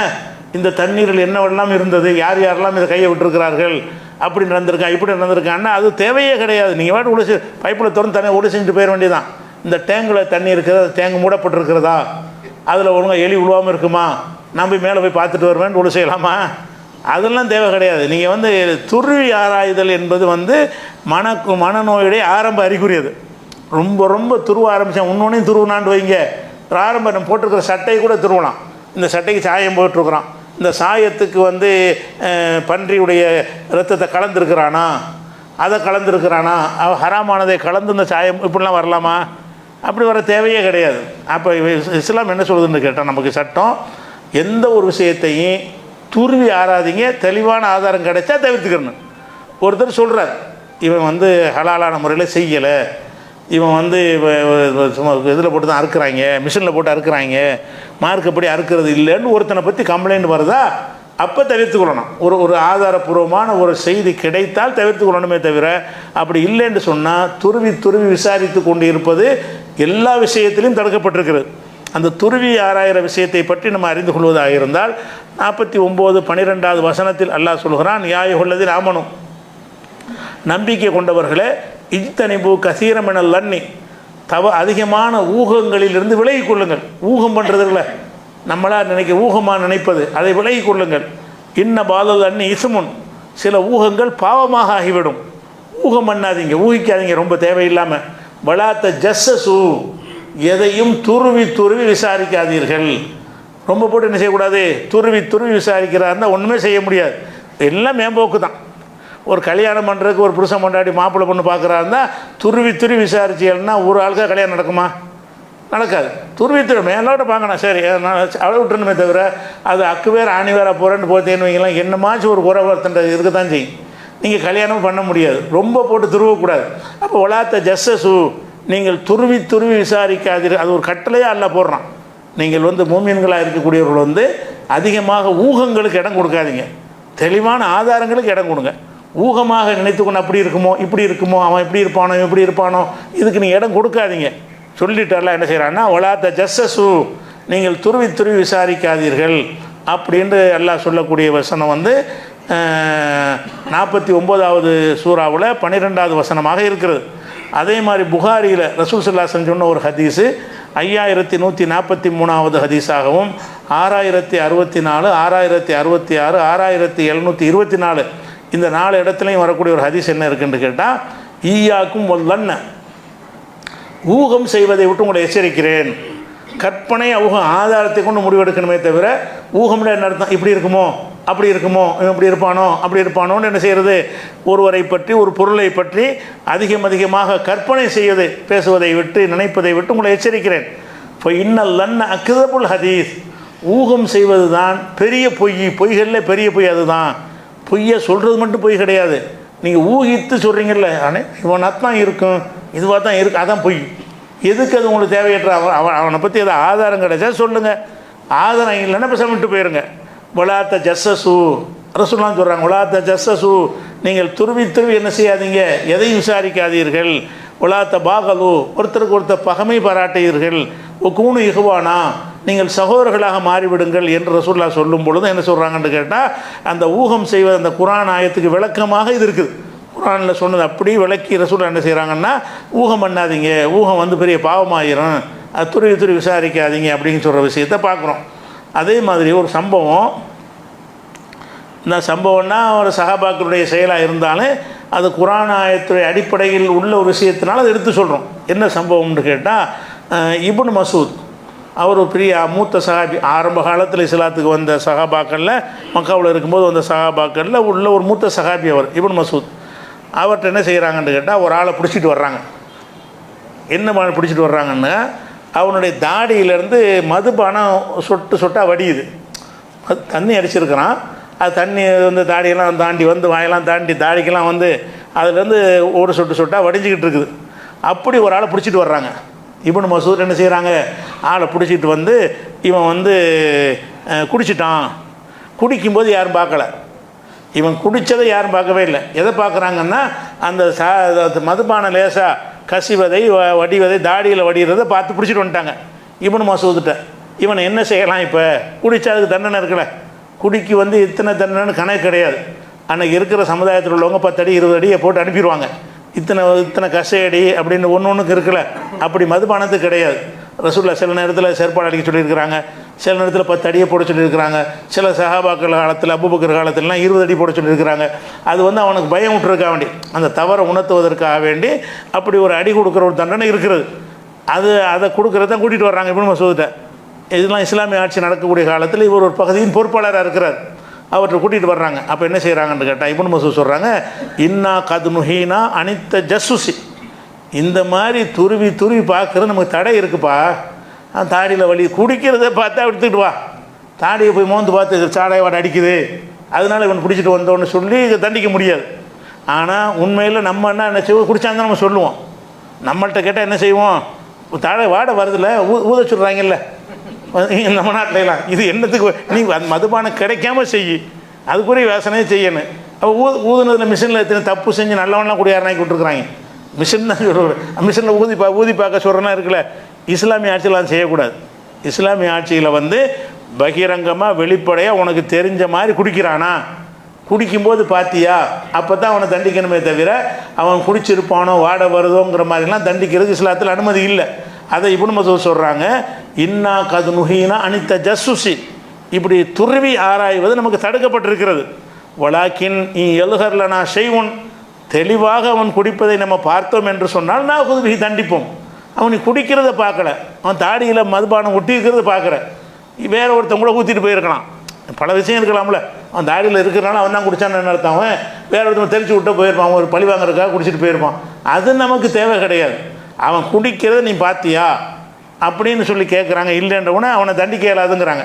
அப்போ எதுக்கு எது சொல்கிறோம்னு கேட்டால், இந்த குடிக்கு மாத்திரம் உள்ளது அல்ல, இது எல்லாத்துக்கும் உள்ளது தான். ஒரு உணவுப் பொருளுக்கு என்ன செய்கிறது, ஒரு ஹோட்டலில் போய் சாப்பிட போகிறீங்களா, சாப்பிட்டு வந்துட வேண்டியது தான். அரிசி களவாண்ட அரிசியாக இருக்குமா, திருட்டு அரிசியாக இருக்குமா, ரேஷன் கடையில் களவாண்டு வந்துட்டாங்களா, இதெல்லாம் உனக்கு தேவையே கிடையாது. விளங்குதா? அவன் அது களவான்ட்டான் வந்திருக்கான்னு தெரிய வந்தால் அதுக்கு ஒரு முடிவு எடுங்க. அப்படி இல்லாமல் ஊகத்தின் அடிப்படையில் அது அப்படி இருக்குமோ இப்படி இருக்குமோ, இது நமக்கு தடுக்கப்பட்டிருக்குங்கிறாங்க. இது நம்மளை கேட்டால் கூட இப்படி இவன் குடிச்சிருப்பான்னு தான் நீங்கள் கூட கேட்டான்னு சொல்லுவீங்க. தாடியில் சாராயம் வடைஞ்சிக்கிட்டு ஒருத்தனை கூட்டிகிட்டு தான் என்ன சொல்லுவீங்க நீங்கள், அவன் கண்டிப்பாக குடிச்சிருப்பான். ஆனால் இப்னு மசூத் என்ன சொல்கிறாரு, இப்படி நமக்கு மார்க்கத்தில் அனுமதி இல்லை. மார்க்கத்தில் இதெல்லாம் ஊகம்ங்கிறாங்க. இது ஊகிக்கிறதுக்கு முகாந்திரமே இருக்குது. சொல்லப்போனால் ஊகிக்க ஒரு ரீசன் இருக்குது, ஒரு காரணம் இருக்குது. குடித்ததை நீ பார்த்தியா, நிறைய எப்படி எதிர்த்துட்டு வர, குடிக்கிற கூட தானே நான் எப்படி கொடுப்பேன் அப்படின்னு கேட்குறாங்க. அதே மாதிரி வந்து ஹாக்கிமில் ஒரு ஹதீஸ் வருது. என்ன ஹதீஸ் இருக்குதுன்னு கேட்டால், உமர் ரலியல்லாஹு ஆட்சி காலம். உமர் ரலியல்லாஹு ஆட்சி காலத்தில் என்ன செய்கிறாங்கன்னா, அவங்கள அப்துர் ரஹ்மான் இப்னு அவுஃப்ங்கிற ஒரு சஹாபியும் இரவில் அப்படியே ஒரு ரோந்து மாதிரி வர்றாங்க. உமர் அவர்களும் அப்துர் ரஹ்மான் இப்னு அவுஃப் அவர்களும் என்ன செய்கிறாங்க, மதீனாவில் வெளியே வந்துக்கிட்டு இருக்கிறாங்க. அப்போ வரும்போது ஒரு வீட்டில் என்ன செய்யுதுன்னு கேட்டால், விளக்கு, ஒரு வீட்டில் விளக்கு எரிஞ்சிகிட்டு இருக்கிறது. அப்போ வந்து அந்த விளக்கு எரிஞ்சிக்கிட்டு இருந்தவொன்னே உமர் கேட்குறாங்க அப்துர் ரஹ்மானை பார்த்து, அப்துர் ரஹ்மான் இது யார் வீடுன்னு உனக்கு தெரியுதான்னு கேட்குறாங்க. ஒரு வீடு மட்டும் எல்லாம் தூங்கிட்டாங்க.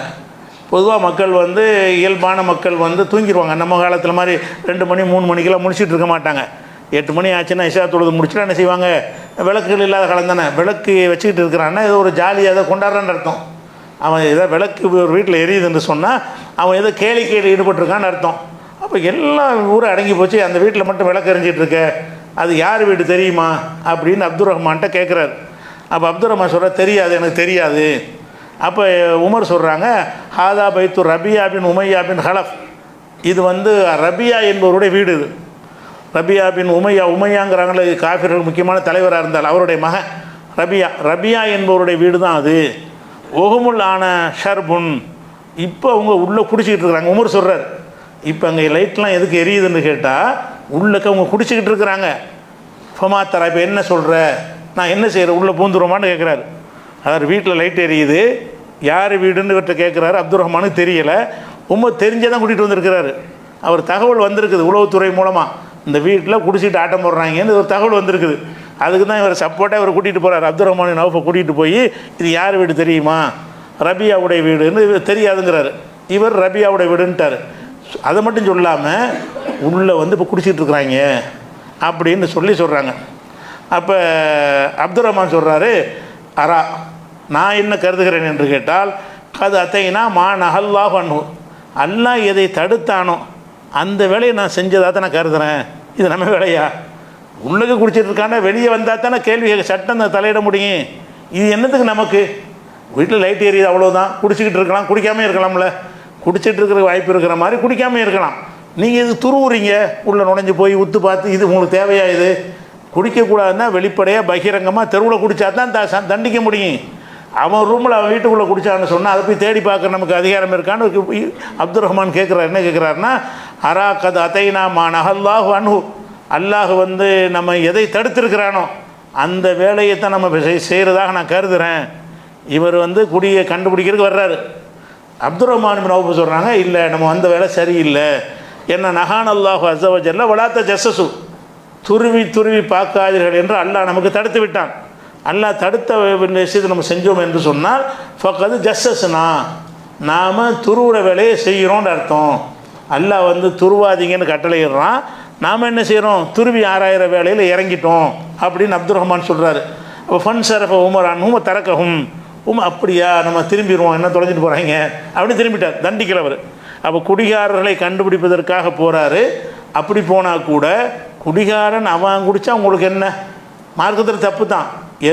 எப்போ சட்டம் தலையிடும் என்று கேட்டால் வெளிப்படையாக தெரியும் விதமாக சாட்சிகளோடு நிரூபிக்கும் விதமாக அந்த செயல் நடந்தால் தான் அதை குற்றம்னு சொல்லி ஒரு அரசாங்கம் எடுக்கணுமே தவிர, துருவி போய்கிட்டு என்ன செய்யக்கூடாது. அந்த வீட்டுக்கு திரும்பி கதவை அடிச்சுட்டு போய் உன் பெட்ரூமில் என்ன இருக்குது, அங்கே என்ன வச்சுக்கிறேன், எங்கே என்ன வச்சுக்கிறேன், இது தேவையே கிடையாது. இப்படி பண்ணுவதற்கு இஸ்லாமிய அரசில் வந்து அனுமதியே கிடையாது. அப்படிங்கிற சொல்லி அதுக்கு என்ன ஆதாரம் காட்டுறாங்க? அல்லாஹ் சொல்லக்கூடிய ஒலா தஜஸ்ஸசு, நீங்கள் துருவி பார்க்காதீர்கள்ங்கிற விஷயத்தை எப்படி அப்துல் ரஹ்மான் புரிஞ்சுக்கிட்டாரு, எப்படி உமர் புரிஞ்சுக்கிட்டாரு, ரெண்டு பேரும் புரிஞ்சுக்கிட்டு எப்படி ரிட்டர்ன் ஆகிட்டாங்க என்பதை நம்ம பார்க்குறோம். அதனால் இந்த விஷயம் வந்து எல்லாத்துக்கும் உள்ளது. எந்த ஒரு பொருளை பற்றியும் உணவை பற்றியும் ஹலாலா ஹராமான்னு சொன்னால் சந்தேகப்பட்டு கொண்டு உணவை தவிர்க்கக்கூடாது. ஒரு முஸ்லீம் அல்லாத ஒருத்தர் இறைச்சி கடை வச்சுருக்காரு, அப்போ சந்தேகப்படலாம். ஏன்னா அவர் அறுக்க மாட்டார்ல, அவருக்கு ஹலாலுங்கிறது கிடையாது. ஒரு முஸ்லீம் அந்த கடையை வச்சுருந்தான்னு சொன்னால் அவனே இதை நம்பக்கூடியவனாக இருக்கிறான், அறுத்து தான் சாப்பிடணும் என்று விளங்கின கொள்கையில் உள்ளவனாக இருக்கிறான். அவன் கறிக்கடை வச்சுருக்கிறான், இது ஹலால் செய்யப்பட்டுன்னு போர்டு இருக்கான்லாம் பார்க்க தேவையில்லை. ஒரு முஸ்லீம் ஹலாலாக தான் செய்வான், நல்லெண்ணெய் வைக்கணும். அப்படி இல்லாமல் உங்களை ஏமாற்றிருந்தாங்கன்னா அல்லாஹ் உங்களை அவனை கேட்பான், ஏண்டா நீ தப்பான ஒரு உணவை கொடுத்தா என்று கேள்வி அவனுக்கு வருமே தவிர நீ ஏன் போய் சாப்பிட்டா என்று வராது. ஏன் நம்ம நல்லெண்ணெய் வைக்கிறோம், நம்ம துருவுற முஸ்லீம் இப்படி தான் செஞ்சுருப்பான், அப்படி தான் செய்வான், நாங்கள் நல்லெண்ணெய் வைக்கிறோம் அப்படின்னு எடுத்துக்கொள்ளணும். இந்த துருவி பார்த்தல் என்பது எதுலேயும் கூடாது, உணவுலையும் கூடாது. எந்த ஒரு ஹலாலா ஹராமா என்று முடிவதற்கு என்ன செய்யக்கூடாது, ரொம்ப டீப்பாக போய் நுழையக்கூடாது. இது ஒரு விஷயம், ஹலால் ஹராமில் அறிந்து கொள்கிற ஒரு விஷயம். அடுத்ததாக முக்கியமான நம்ம ஹராமில் அடிப்படை என்னென்று கேட்டால், எது எல்லாம் நமக்கு கேடாக இருக்குமோ, அது வந்து தாவரங்களாக இருந்தாலும் சரி, கால்நடைகளாக இருந்தாலும் சரி, எந்த ஒரு பொருளாக இருந்தாலும் சரி, மனிதனுக்கு கேடு செய்யும் என்றால் கேடு செய்கிற எல்லாமே ஹராம். ஹராமில் உள்ளது இன்னொரு பட்டியலே தேவையில்லை. உங்களுக்கு கேடுன்னு சொல்லி உறுதியாக தெரியும் என்று சொன்னால் அந்த கேடை சாப்பிடவே கூடாது. இப்போ அரளி விதைன்னு அரளி செடின்னு ஒரு செடி இருக்குது. அந்த அரளி விதையை அரைச்சி குடிச்சிட்டு தற்கொலைக்கு அதை பயன்படுத்துகிறாங்க. இந்த அரளி விதையை அரைச்சி சாப்பிட்டாங்கன்னா செத்துருவாங்க. அரளிங்கிறது ஒரு விஷச்செடி. அது அந்த கிராமங்களில் தற்கொலை செய்வதற்கு அதை தான் பயன்படுத்துவாங்க. அது வந்து கால்நடைகள் போன்ற ஒரு விஷயம் கிடையாது, இது இயற்கையான ஒரு செடி தான். அதை திங்கலாமான்னு கேட்டால் நம்ம என்ன செய்யணும், ஹராம்னு சொல்லலாம். அரளி விதையை நான் அரளிக்கீரையை வச்சு சூப்பு வச்சு குடிக்கலாமான்னு ஒருத்தன் கேட்குறான், அதில் அவிச்சு சாப்பிட்லாமான்னு கேட்குறான். சாப்பிடக்கூடாது, ஹராமு. ஏண்டா ஹராம், நீ செத்துருவேடா, அதான் ஹராம். ஹராமுக்கு என்ன காரணம், உனக்கு கேடு செய்யும்னா அதுக்கு திங்கிற. கேடு செய்கிற எல்லாமே இன்னதுன்னு பட்டியெல்லாம் தேவை கிடையாது. கேடு செய்யக்கூடிய அனைத்தையும் அல்லாஹ் தடுத்துட்டான். அந்த கேடு செய்யக்கூடிய அனைத்தும் கோடான கோடி பொருள்களில் ஒரு 10ஓ 20ஓ இருக்கும். கேடு செய்கிற எல்லாமே ஹராம் என்பது ஒரு பொதுவான ஒரு அடிப்படை. அந்த கேடு செய்வது கூட பல விதங்களில் இருக்கிறது. ஒருத்தருக்கு கேடு செய்யும், ஒருத்தருக்கு கேடு செய்யாது. சில உணவு உங்களுக்கு சர்க்கரை பயங்கரமாக முத்தி போச்சு, சுகர் நோய் ரொம்ப ஜாஸ்தியாக இருக்குது. அவன் என்ன உங்களுக்கு என்ன சொல்லுவான்னு கேட்டால் சர்க்கரை சாப்பிடாதேம்மா. சர்க்கரை பொதுவாக கேடு கிடையாது, இவனுக்கு கேடு. இவனுக்கு இருக்கக்கூடிய அளவில் அந்த சர்க்கரையை சாப்பிட்டான் என்று சொன்னால் உனக்கு சர்க்கரை இதை விட ஜாஸ்தியாக ஏறி போச்சு என்று சொன்னால் அது உன்னை பாதிக்கும் என்று நிரூபணமான நம்பகமான ஒரு மருத்துவ ஆய்வின் மூலம் தெரிய வந்தால் அவனுக்கு அது ஹராமாயிரும்.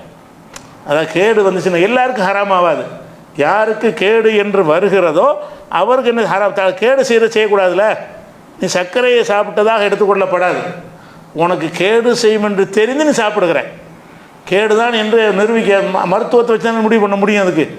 அதுக்கு முடிவு என்னென்னு கேட்டால் மருத்துவத்தை வைத்து நடைமுறையை வைத்து முடிவு பண்ணலாம். நல்ல ஒரு 400-500 இருக்கிற சர்க்கரை உள்ளவனுக்கு நீங்கள் ஒரு 100 கிராம் சீனியை கொடுத்தா என்ன ஆகும்னு அப்போ ரிசல்ட்டை பார்க்கலாம். என்ன ஆகுன்றது அனுபவத்தில் நீங்கள் பார்க்கலாம். அல்லது வீட்டுக்கு வீடு மிஷின் வாங்கி வச்சுருக்குறோம், அதில் பார்த்து என்ன செய்யலாம், கண்டுபிடிக்கலாம் என்னென்னு.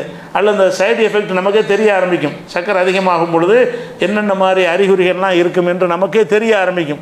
அப்போ நம்முடைய உடம்பை பல வகையில் கெடுக்கக்கூடியதாக இருந்தால் அந்த ஒரு மனிதனுக்கு கேடு செய்யும் என்று சொன்னால் அதுவும் கூடாது. பொதுவாக எல்லாருக்கும் கேடு செய்யக்கூடியதும் இருக்கிறது. இறைச்சி கேடு செய்கிறதே ஹராமா? இறைச்சி ஹராம் அல்ல. ஆனால் ரொம்ப கொலஸ்ட்ரால் அதிகமாக போய் சென்டர்லாம் வச்சு ஆப்ரேஷன்லாம் பண்ணி அவன் கொலஸ்ட்ரால் ரொம்ப முத்தி போய் அதுக்கு மாத்திரைக்கு மேலே மாத்திரை போட்டுட்ருக்கிறான். அப்படியாப்பட்ட ஒருத்தனாக இருப்பானே ஆனால் நீங்கள் ஆட்டு இறைச்சியை சாப்பிடாதீங்க என்று சொல்வார்கள். அப்போ ஆட்டு இறைச்சி சாப்பிட்றது, ஆட்டு இறைச்சியில் 100 கிராமில் 17 கிராம் கொழுப்பு இருக்கிறது. 100 கிராம் ஆட்டு இறைச்சி சாப்பிட்டீங்கன்னா 17 கிராம் கொழுப்பு இருக்கிறது. அப்போ அந்த 17 கிராம் 25 கிராம் கொழுப்பு இருக்கிறது. அப்போ 25 கோழியில் 17 கிராம் இருக்கிறது. அப்போ அந்த மாதிரியாக உள்ள ஒன்றை இருக்கும் பொழுது மாட்டில் 5 கிராம் இருக்கிறது. கொழுப்பு எடுத்துக்கிட்டிங்கன்னா மாட்டு இறைச்சியில் 100 கிராமில் 5 கிராம் தான் கொழுப்பு இருக்கும். கொழுப்பு உள்ளவங்க ஆட்டு சாப்பிடாதீங்க, மாடு சாப்பிடுங்க. ஏன்னா ஆட்டில் 5 படம் கூட. ஆட்டு இறைச்சியில் 25 கிராம் கொழுப்பு இருக்கிறது, கோழியில் ஒரு 17 இருக்கிறது. அதே மாதிரி மாட்டில் 5 தான் இருக்குங்கிறான். ஆய்வு செஞ்சு சொல்கிறாங்க.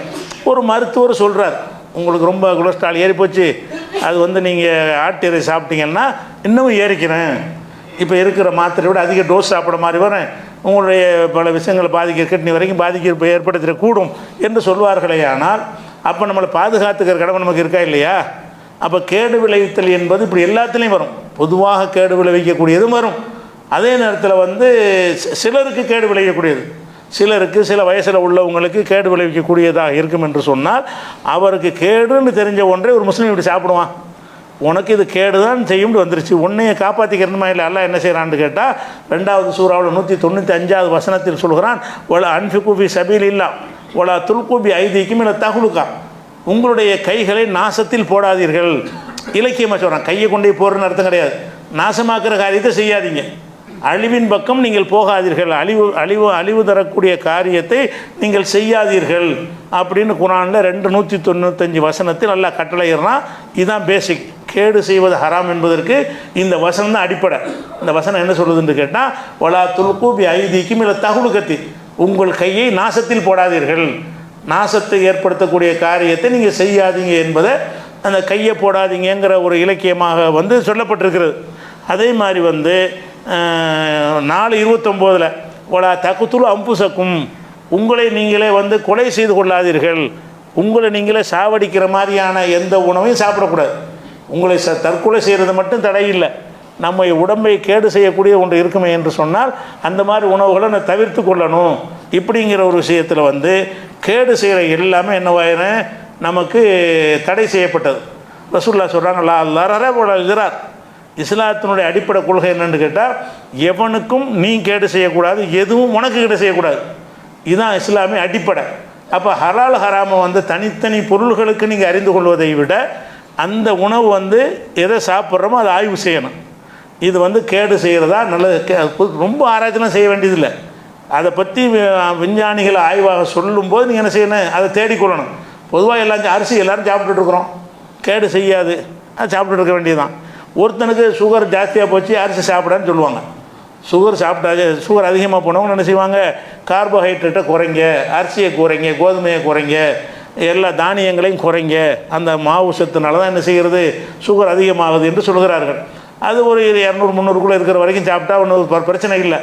500 வரைக்கும் போச்சுன்னு சொன்னால் அப்புறம் என்ன வயிறு, அப்புறம் இன்சுலின் போடணும், அப்புறம் டயாலிசிஸ் வரைக்கும் போயிடும். இன்சுலின் போட்டால் தான் சரியாக வரும். அதுக்கப்புறம் டயாலிசிஸ் மிஷின் வச்சு பண்ணணும். டயாலிசிஸ் போயிட்டாங்கன்னா அப்புறம் நாளை எண்ணிக்கிற வேண்டியதுதான். அது சாப்பிட்றதுக்கு உள்ள நாள் அப்படி போயிடுச்சுன்னு வந்துடும். அப்போ இப்படிப்பட்ட ஒரு விஷயம் மருத்துவ ரீதியாக தெரிய வரும் பொழுது அரிசி கூட ஹராம் ஆயிரும்ல.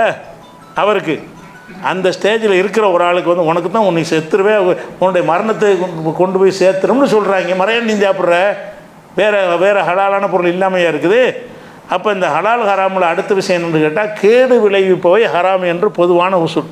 அதில் என்னென்னலாம் இன்னும் வரும் என்பதை விரிவாக வழங்க வேண்டிய ஒரு விஷயம். இன்ஷா அல்லாஹ் அதை என்ன செய்வோம், நாளைக்கு பார்த்துக்குவோம். அஸ்ஸலாமு அலைக்கும்.